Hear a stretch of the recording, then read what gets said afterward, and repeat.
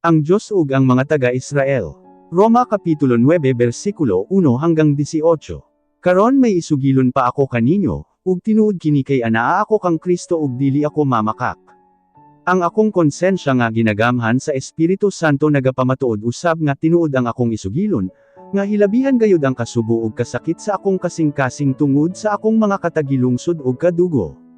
Kon mahimo palang unta palabihon ko nga ako ang tungluhon sa Dios ug ipahimulag kang Kristo aron lang nga maluwas sila sa silot. Daghan silag mga kaayuhan nga nadawat isip mga Israelinhon. Giisip sila sa Dios nga iyang mga anak, gipakitaan sila sa Dios sa iyang masulaw nga presensya, naghimo ang Dios og mga kasabutan ngadto kanila, gihatag kanila ang kasuguan, gitudluhan sila sa husto nga pagsimba kanya.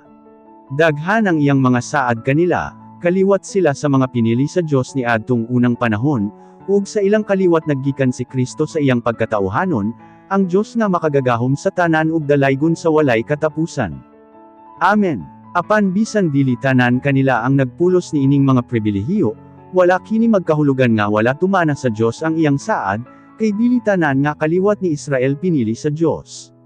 Dili tanan nga mga kaliwat ni Abraham maisip nga iya gayud nga mga kaliwat.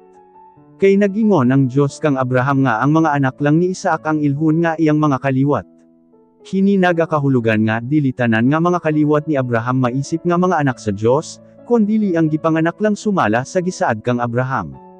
Kay mao kini ang saad sa Dios kang Abraham, mobalik ako dinhi sa sunod nga tuig ug si Sara manganak og lalaki.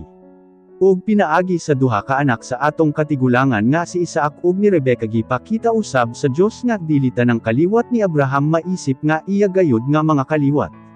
Sa wala pa ipanganak ni Rebecca ang kaluha miingon ang Dios kanya, ang magulang mag-alagad sa iyang manghod.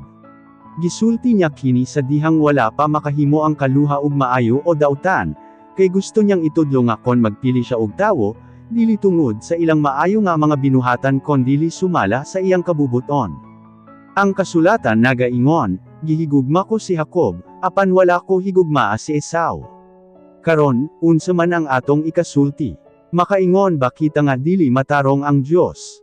Dili ka na tinuod, kay nagingon ang Dios kang Moises, kaluy-an ko kadtong gusto ko nga kaluy-an.